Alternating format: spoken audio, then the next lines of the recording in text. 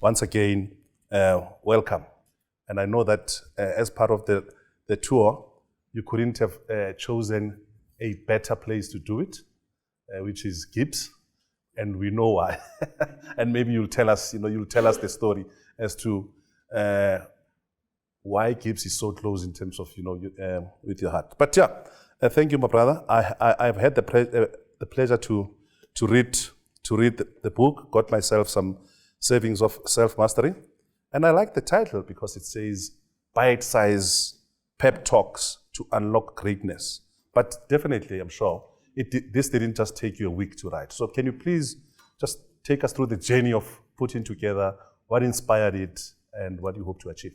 As any writer would tell you, writing journey can be quite a lonesome exercise. It takes everything inside you, especially when you're downloading your thoughts, sharing your experience, because oftentimes you realize that actually all of it is quite a vulnerable journey, because you're constantly just digging deep and reflecting on your own learnings and saying, when I went through something like this, how did I navigate it? Where did I get help? What were the learnings from it?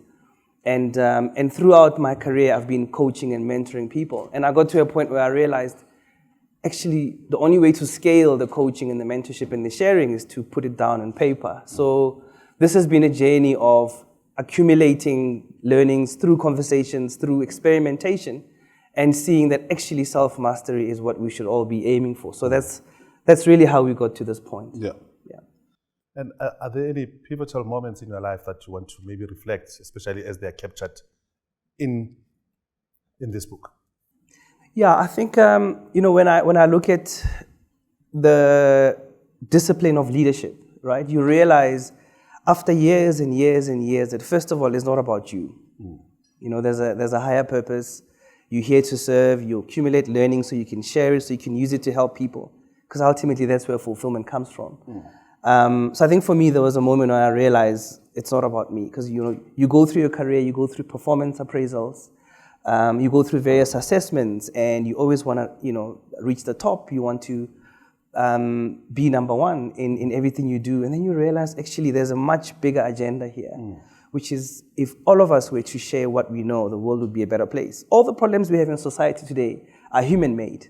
And therefore it takes for us to change our perspectives and to change our ways to realize that the solution is actually dependent on our own internal agency. So, and when I was kind of thinking about this journey and piecing it together, I also thought about moments where I struggled between ego and self-esteem in my career. Because the world teaches you that there's scarcity. Adam Smith, the father of economics, taught us that scarcity determines relationships between things, between variables, between products. But actually, the doctrine that I subscribe to is one of abundance.